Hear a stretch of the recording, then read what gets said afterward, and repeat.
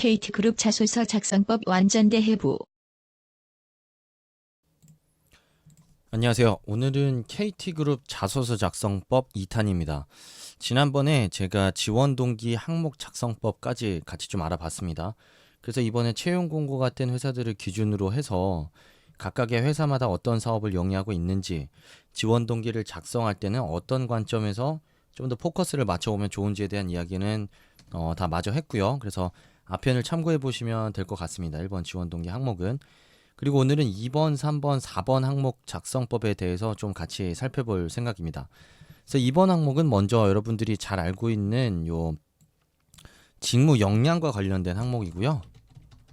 직무 역량이라고 한다면 대부분이 좀 잘못 생각하고 있는 것 중에 하나가 여러분들이 지원 직무에서 필요로 하고 있는 그러니까 이 필수 역량을 그대로 차용해서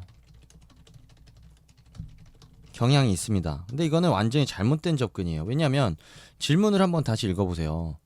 지원 직무를 수행하기 위해 필요한 역량이 뭐라고 생각하냐? 응? 그리고 그 이유에 대해서 설명해 달라라고 했습니다. 그러니까 이 단순하게 뭐 예를 들면은 뭐 영업에는 도전 정신이 필요하다. 마케팅에는 분석력이 필요하다. 분석력이 필요하다. 인사팀에는 커뮤니케이션 역량이 필요하다. 다 잘못된 접근이라는 거죠. 왜냐면 이유가 없습니다. 이유가. 영업의 업무는 어떤 성격을 띠기 때문에 도전 정신이 필요하고, 마케팅은 어떤 업무적 성격을 띠기 때문에 분석력이 중요하다고 생각하고, 인사팀은 어떤 의미가 있기 때문에 어떤 업무를 하기 때문에 커뮤니케이션 역량이 중요하다고 생각하는지에 대한 그 어떤 구체적인 생각이 같이 드러나야만 이 질문에서 요구하는 답변이 된다라는 의미입니다. 그래서 이 직무 역량과 관련된 항목에 대해서는 여러분들이 자꾸 습관적으로 보고 있는 인재상 내지는 직무 수행 역량과 관련된 키워드를 자꾸 그대로 던지시면 안 돼요. 그게 왜 필요하다고 생각하는지에 대한 본인만의 어떤 확고한 이유와 생각을 근거로 이야기를 끌고 나갈 때보다 설득력 있게 여러분들의 이야기를 끌고 나갈 수 있다라는 의미입니다. 그리고 이거는 제가 이미 다른 동영상에서도 설명한 바 있는데, 잘 생각해보면 분석력이라는 역량이, 분석력 내지는 커뮤니케이션이라고 할게요. 커뮤니케이션 역량이 필요 없는 직무가 있을까요? 영업에 필요 없느냐, 인사에 필요 없느냐, 마케팅에 필요 없느냐, 생산에 필요 없느냐, 설계, 전략, 기회. 자, 어떤 업무에서 분석력과 커뮤니케이션 역량이 필요 없는 직무가 있을까요? 없을까요? 없습니다. 없어요. 절대 없어요. 근데 왜 대체 여러분들은 마케팅이면 분석력, 커뮤니케이션 제일 중요하다? 그러면 인사팀은 커뮤니케이션 안 중요하고 설계, 생산, 커뮤니케이션 안 중요하냐라는 거죠. 그러니까 여러분들이 인재상을 있는 그대로 갖다 쓰는 게 얼마나 부질없는 짓인지 여기서 바로 그 정답이 나오는 겁니다. 여러분들이 앞에서 얘기했던 대로 내가 제시하는 역량이 왜 중요하다고 생각하는지에 대한 구체적인 이유가 없다면 의미가 없다라는 점. 그렇기 때문에 어떤 역량을 제시해도 좋습니다. 뭐 때로는 뭐 예를 들면 집요함이 중요하다고 얘기를 해도 좋고요. 그리고 때로는 남들과 다르게 생각하는 능력이 중요하다라고 할 수도 있고요. 그리고 남들보다 더 부지런해야 된다고도 얘기할 수 있습니다. 뭐든 좋으니까 한번 창의적으로 제시를 해보고, 다양하게 창의적으로 제시를 해보고, 각자만의 어떤 직무에 대한 이해를 바탕으로 논리, 이유를 분명하게 제시하세요. 이유를 설득하세요. 설득. 이게 핵심입니다. 이게 여러분들이 앞으로 신경 써야 되는 부분입니다. 이게 되지 않으면 여러분들은 계속해서 남들과 똑같은 역량, 남들과 똑같은 자소서를 제시할 수밖에 없고, 여러분들의 이야기는 계속해서 설득력 없이 빙빙 돌 수밖에 없다는 점 반드시 좀 생각하면서 지원 동기를 작성해 보시면 좋을 것 같습니다. 그리고 나서 이렇게 내가 이제 필요한 핵심 역량은 무엇이라고 생각하는지, 그리고 이유도 함께 설명을 했으니 이제는 나머지는 이제 여러분들이 지금까지 기울여온 노력에 대한 이야기를 하시면 됩니다. 지식을 쌓았을 수도 있고요. 관련된 경험을 했을 수도 있습니다. 자, 그리고 지금까지 계속해서 해오고 있는 있는 활동이 있을 수도 있겠죠. 이런 다양한 것들에 대해서 여러분들이 지금까지 기울여온 노력을 좀 다양하게 접근을 해보면 좋겠고요. 뭐 쓰는 방법은 여러 가지가 있습니다. 하나의 에피소드를 중심으로 해서 앞에서 제시했던 역량에 대한 근거로 활용할 수도 있고요. 근데 저라면 꼭 여기서 하나의 에피소드를 쓰라고 한 적이 없기 때문에 저라면 어떤 노력을 했는지에 대해서 뭐 좀 더 좀 구조적으로 접근을 할 것 같아요. 예를 들면 경험적으로는 어떻게, 그리고 두 번째 지식적인 측면에서는 어떻게, 뭐 이런 식으로 접근을 해서 경험 관련해서는 어떤 경험을 쌓으면서 내가 앞에서 제시했던 역량을 키울 수 있었고, 지식적인 측면에서는 어떻게 뭐 그런 내가 앞에서 제시한 역량과 관련된 지식을 쌓아올 수 있었다라는 식으로 좀 이제 글을 좀 이제 구분해서 전개하게 되면 훨씬 더 글이 다채롭게 자소서가 쓰일 수 있겠죠. 그래서 이 부분은 여러분들이 취사 선택하면서 쓰면 되기 때문에 이 정도까지만 언급을 하겠고요. 세 번째 항목은 여러분들이 지금 3년 내에 가장 어려웠던 도전이 무엇이냐고 묻고 있습니다. 저는 우선 여러분들한테 이 도전이라는 단어에 대해서 너무 신경 쓰지 않았으면 좋겠어요. 왜냐하면 이 도전이라는 단어는 어렵게 보일 수 있는데 그냥 쉽게 얘기해서 어려웠던 경험이라고도 볼 수 있잖아요. 나에게 있어서 어려웠던 경험이 무엇이 있었니? 그리고 그 경험을 통해 너는 무엇을 배웠니? 라고 이제 여기서 묻는 거니까 쉽게 얘기해서 이 3년 내에서 있었던 어려웠던 경험을 쓰고 그 경험을 통해 내가 느꼈던 점에 대해서 진솔하게 얘기를 해 나가면 됩니다. 근데 여기서 여러분들이 좀 이제 잘못 오해하고 있는 것 중에 하나가 반드시 성과를 보여줘야 된다라고 오해하는 경향이 있는데 꼭 그렇지는 않습니다. 왜냐면 여기서 얘기하는 거는 경험 통해 무엇을 배웠는지를 묻고 있지 어떤 성과를 냈냐고 물어보는 게 아니에요. 하물며 여러분들은 보통 뭐 예를 들면은 뭐 대학교에서 플리마켓을 열고 뭐 일주일간 300만 원의 매출을 올릴 수 있었다 라고 얘기를 했다고 칩시다. 자, 그럼 여기서 제가 하나 질문을 해볼게요. 여기 질문에서는 그 경험을 통해 무엇을 배웠냐고 묻고 있는데 여러분들이 여기서 무엇을 배웠다고 할 거죠? 그러니까 배웠다라는 점을 언급하는 게 아니고 대부분 이런 성과를 무조건적으로 제시하는 지원자들 같은 경우에는 내가 이렇게 잘해서 300만 원이라는 이런 대단한 성과를 냈다라는 거를 어필하지, 내가 이런 어려운 상황 속에서 어떤 어려운 상황이 있었고 이 어려움을 어떻게 극복하려고 노력했는지, 그래서 그 과정에서 마주했던 어려움들을 어떻게 헤쳐나갈 수 있었는지, 자, 그리고 나서 느낀 점이 무엇인지에 대해서 이렇게 순차적으로 여러분들이 이야기를 끌고 나가는 지원자들이 거의 없습니다.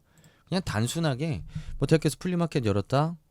근데 우리는 뭐 시간은 얼마 없었고 뭐 일주일이라는 제한된 시간 동안 매출을 올릴 수 있는 방법을 생각해야 됐다.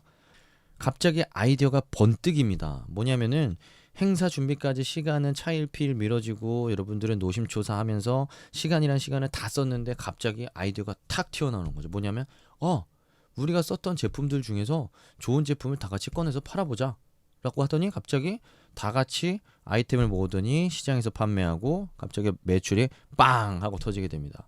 그러면서 여러분들은 마무리를 잔뜩 길게 쓰죠. 뭐냐면 뭐 어려움이 있었으나 각자가 뭐 아이디어를 제시한 끝에 짧은 시간 동안 대단한 성과를 낼 수 있었다. 그걸 통해 창의적인 생각을 통해 뭐 아니면 포기하지 않는 정신이 있다면 결국에 결과를 낼 수 있다라는 그런 점을 느꼈다 라는 식으로 여러분들은 어필을 하는데, 사실 그 과정에서 뭐가 어려웠는지, 그 어려운 과정을 여러분들이 어떻게 헤쳐나갔는지에 대한 그 디테일은 하나도 드러나지 않은 상태에서 스스로 그 상황에서 느꼈던 감정만 잔뜩 얘기하고, 그리고 아이디어는 아주 짧게, 그 어려움을 헤쳐나간 아이디어는 아주 짧고, 그리고 그에 따른 결과는 굉장히 과대 포장해서 여러분들 스스로의 경험이 굉장히 도전적이었다라고 스스로 자평하고 스스로 평가하는 경향이 매우 높습니다. 자, 이런 자소서를 보고 담당자들은 어떤 평가를 할 수 있을까요? 이 지원자가 어려움을 헤쳐나가기 위해 어떤 생각과 행동을 했는지에 대한 부분을 보면서 이 지원자의 도전 정신을 평가를 해야 되는데, 지원자들은 자기 입으로 자기는 도전적인 상황을 도전적으로 부딪혀서 굉장히 좋은 성과를 냈다라는 결과만 계속 얘기한다라는 거죠. 당연히 보는 사람 입장에서는 여러분들이 아무리 스스로 도전적이고 좋은 성과를 냈다고 한들 여러분들의 태도를 평가할 수 있는 근거가 없기 때문에 그 자소서를 보면서 느끼는 감흥이 전혀 없습니다. 그래서 그런 부분에 대한 여러분들의 의식의 전환을 제대로 하지 않으면 여러분들은 앞으로도 계속해서 설득력 없는 자소서를 쓸 수밖에 없으니까, 제가 방금 여기서 여기 작성해둔 요 노란 부분에 초점을 맞춰서 좀 더 그 어려운 상황이 뭐였는지, 그 어려움을 극복하기 위해 여러분들이 어떤 노력을 했는지에 대한 그 행동 근거를 중심으로 해서 이야기를 풀어주세요.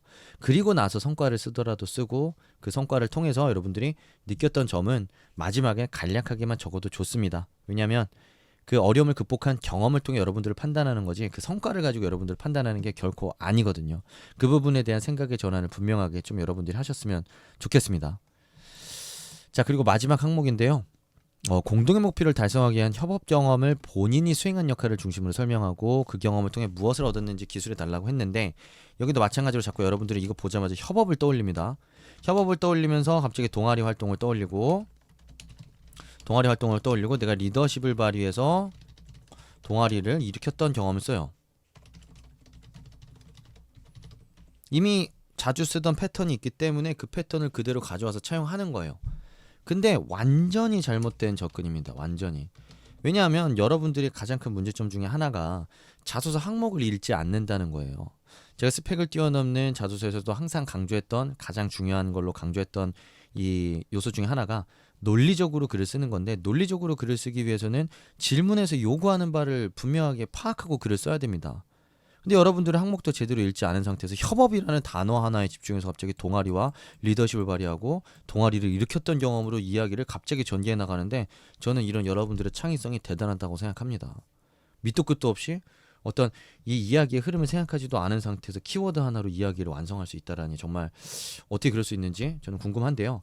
다시 한번 저는 그렇다면 제 관점에서 한번 접근을 해볼 건데, 자소서의 항목을 저는 다시 제대로 읽어보고 좀 접근을 해보겠습니다. 자소서에서는 공동의 목표 달성을 위해 협업한 경험을 쓰라고 했어요. 자, 그렇다고 한다면 내가 제일 먼저 떠올려야 되는 건 공동의 목표가 무엇이었을까를 제일 먼저 떠올려야 됩니다. 첫 번째로. 그쵸? 맞습니다. 공동의 목표가 무엇이었을까? 우리는 이걸 달성하기 위해서 어떤 협업을 했을까? 라는 부분을 당연히 생각하면 되지 않을까요? 자, 그리고 나서 그 와중에 내가 맡았던 역할은 무엇이었을까? 자, 그리고 나서 어떤 결과가 나왔고 나는 무엇을 느꼈을까? 라는 흐름으로 자소서를 쓰면은 이 자소서는 그냥 끝이 납니다. 간단하죠? 근데 여러분들은 협업이란 단어 하나 가지고 상상력을 발휘해서 이야기를 마음껏 끌어가는데, 그렇게 된다면 질문에서 요구하는 어떤 요건에 대해서 여러분들은 정확하게 자소서를 통해 제시할 수 없게 될 수밖에 없습니다. 그렇기 때문에 항상 자소서를 제대로 읽고 이야기를 쓰셔야 돼요. 그래서 4번 항목 같은 경우에는 이런 흐름을 쓰면 된다고 했는데, 우선 이런 전체적인 흐름을 한번 생각해보고, 그 다음에 여러분들이 지금까지 있었던 단체 생활이나 조직 생활을 떠올려 보면서 중심으로 이 요소들이 위에 언급한 요소들이 가장 잘 드러나는 소재가 무엇인지를 이때 생각하는 게 중요합니다.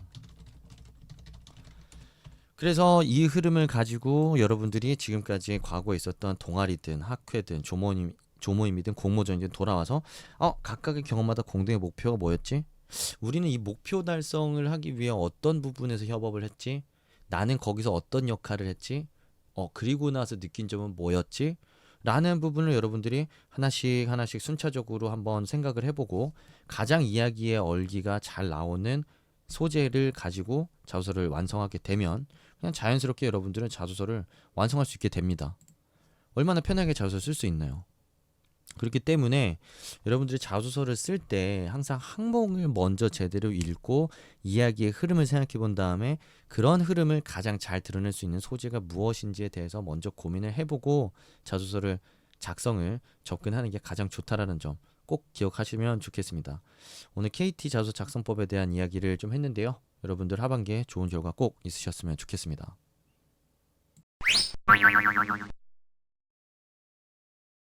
더 자세한 내용은 블로그 브런치로 고고고